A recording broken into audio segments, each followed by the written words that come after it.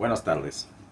En esta ocasión, dentro del programa Palabras de nuestros autores, les hablaré del libro de mi autoría, Ideología y Poder en el México Prehispánico, de los mayas a los mayos de Sinaloa, editado en 2018 por el Instituto Nacional de Antropología e Historia. En este libro intento mostrar cómo los gobernantes del México prehispánico, independientemente de la complejidad político-social alcanzada, hicieron uso de los mecanismos ideológicos para mantenerse en el poder. Fueron varios los textos en los que me apoyo para tratar de establecer una metodología válida. Entre estos destacan El Príncipe de Nicolás Maquiavelo, La clase política de Gaetano Mosca, varios textos de Friedrich Nietzsche, entre ellos Genealogía de la moral, Más allá del bien y del mal y Voluntad de poder. Sin embargo, el texto base de mi argumentación es Masa y Poder, de Elías Canetti. Desde mi perspectiva, una de las obras fundamentales del siglo XX y hasta ahora prácticamente ignorada por arqueólogos y antropólogos. En el libro, escrito de manera magistral, Canetti nos reseña los impulsos que mueven a los poderosos y cómo estos seducen creándola a la masa, hasta hacerlos desear que el orden en que viven, esto es, los gobernantes mandando, los demás obedeciendo, permanezca inmutable. Si le quisiéramos dar un nombre a la metodología, sería entonces canetiana.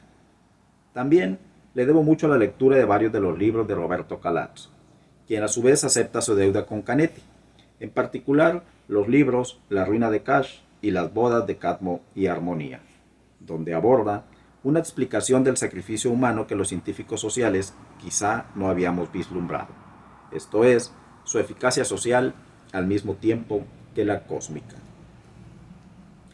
Una vez obtenido el poder, el grupo gobernante busca mantenerse en él de forma permanente. Esto es, se convierte en una aristocracia dentro de la que surge el próximo monarca. Para ello, apela a los mecanismos que le permitan mantener el poder sin necesidad de recurrir al uso de la violencia directa, de la fuerza física, contra sus gobernados, pues ello, más que aumentar su poder, actuaría en su menoscabo. Es decir, construye una ideología. Esta no tiene necesariamente que ser falsa.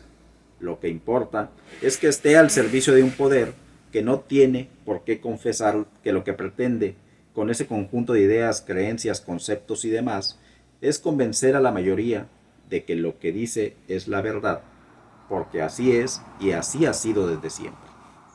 Para convencer a todos o a la mayoría de que lo que manifiesta es verdadero, la ideología hace continuas referencias a alguna certeza o creencia ya aceptada y reconocida previamente por ellos.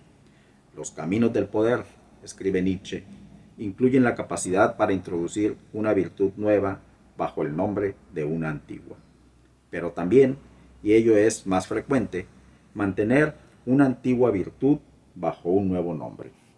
Lo importante es la forma en que esta certeza se manifiesta, esto es, el ropaje en que se envuelve para mantenerlos en esta creencia. Este ropaje es lo que llamamos mecanismos ideológicos, los cuales están en manos del grupo en el poder. Estos mecanismos se construyen desde el poder, se originan con él. Es decir, cuando un grupo tiene ya el control, es cuando tiene la capacidad de ejercer los mecanismos ideológicos. No es la ideología la que te permite acceder al poder. Algunos de estos mecanismos, los más evidentes, los que fueron utilizados ampliamente en las sociedades del México prehispánico, son los que analizamos aquí. Las fiestas colectivas, el sacrificio humano y la guerra. El problema, entonces, es comprender cómo el grupo en el poder en la sociedad del México prehispánico se mantenía en él. Y la respuesta es simple, convirtiendo a los gobernados en una masa. Lo que no es simple eran los mecanismos usados para lograrlo. Veamos cómo funcionan estos. La guerra es quizá el mecanismo más efectivo para convertir a la sociedad en una unidad, en una masa. Parafraseando a Rainer Maria Rilke, es cuando el nosotros resplandece como uno.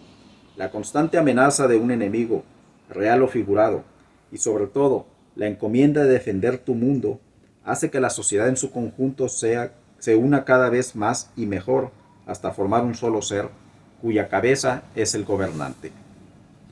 Esa virtud de la guerra hace que se inventen malos continuamente, pues es la amenaza de aquellos la que permite que la sociedad se agrupe en torno al gobernante, precisamente la figura encargada de mantener el orden del mundo. El prestigio que se obtiene mediante la victoria sobre otras comunidades es difícilmente comparable con otras situaciones. Es un prestigio, además, que se extiende hacia todos los miembros del grupo en el poder. La práctica de la guerra con estas intenciones es evidente a la luz de los datos analizados en el presente libro. La guerra estuvo altamente ritualizada e institucionalizada, pero aún así su uso se hizo más frecuente cuando había problemas para sostenerse en el poder, ya sea por no tener los argumentos suficientes para demostrar que se tenía el derecho a gobernar, o porque se trataba de monarcas débiles que no encontraron otra forma de retrasar la caída. Más claro es este proceso en las sociedades que practicaron una política expansionista, como teotihuacanos, toltecas y mexicas, pues mientras mayor y más amplio es el dominio sobre otras comunidades, mayor es también el prestigio, no únicamente del grupo en el poder, sino de toda la nación o grupo social, reforzando ante los ojos de los gobernados el poder del grupo que promueve esas prácticas. Pero cuando las campañas militares fracasan, el prestigio y el poder tienden a disminuir, lo que deriva en una intensificación de los otros mecanismos, los sacrificios y las fiestas públicas. Efectivamente, una de las prácticas rituales más eficientes para garantizar la continuidad del mundo, tanto cosmológica como socialmente, es el sacrificio humano. Es la ofrenda máxima que se puede otorgar a los dioses, por lo que se espera de ellos la mayor reciprocidad, el permiso para utilizar el mundo. No obstante, la mayor parte de quienes han abordado el estudio del sacrificio humano en Mesoamérica lo han analizado en virtud únicamente de su eficacia cósmica, como un medio para conseguir que la vida continuara en la Tierra y se recibieran los dones necesarios para la subsistencia humana, y han dejado de lado su eficacia social y política. Es indudable que el sacrificio humano es un fenómeno religioso, quizá el fenómeno religioso por excelencia, el momento en que los fieles se sienten más cerca de los dioses, pero también es cierto que si este es eficaz es porque es un acto social, como lo reconocieron acertadamente hace ya más de 100 años Henri Hubert y Marcel Mauss.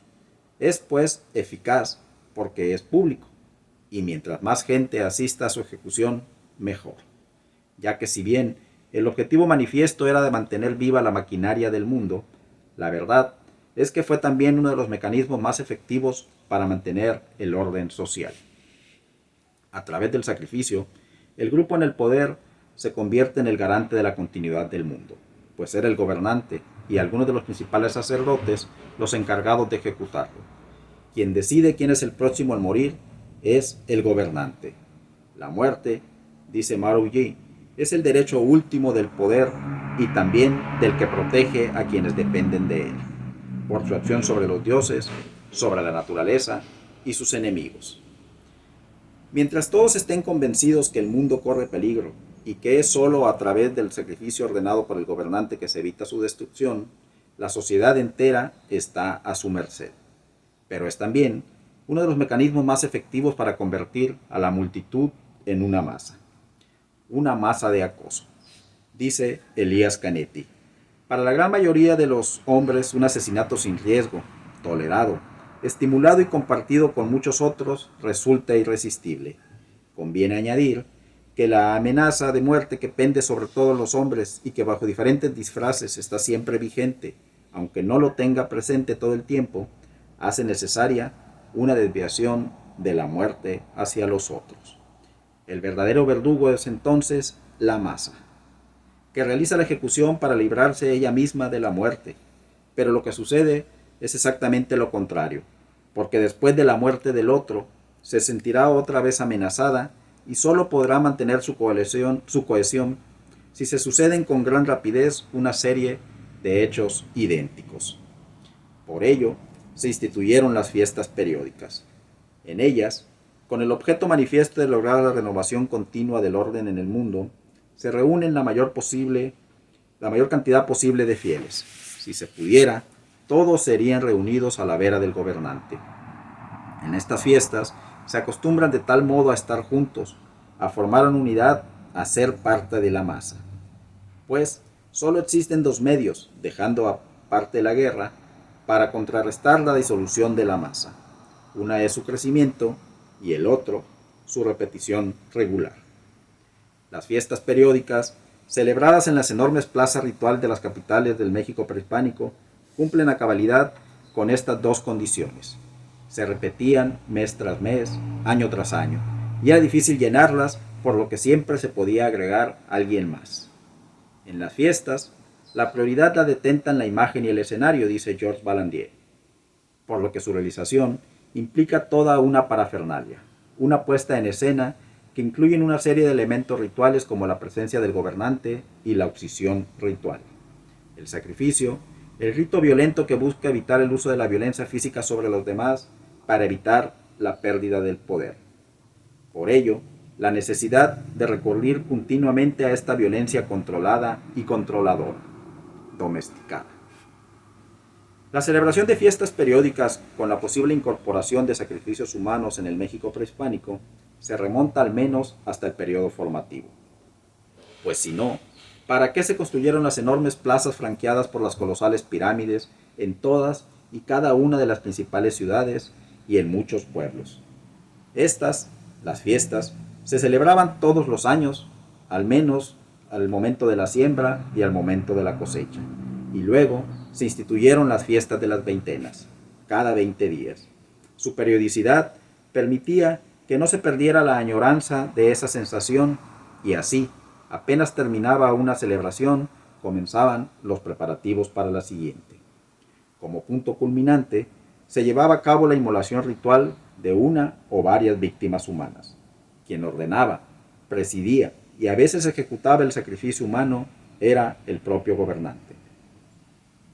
El uso conjunto de la guerra, el sacrificio humano y las fiestas colectivas por parte del estamento gubernamental en el México prehispánico es evidente a lo largo de su prolongada historia, no solo en aquellas sociedades consideradas tradicionalmente como militaristas, como los toltecas y mexicas en el México central, o los mayas y tzáes en la península de Yucatán, sino también entre los mayas del Clásico y en Teotihuacán, e incluso en sociedades aparentemente menos complejas como las que se desarrollaron en Sinaloa.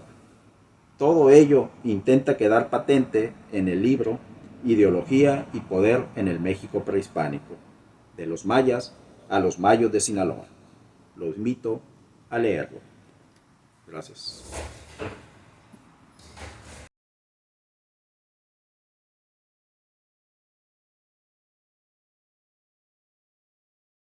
Instituto Nacional de Antropología e Historia. Secretaría de Cultura. Gobierno de México.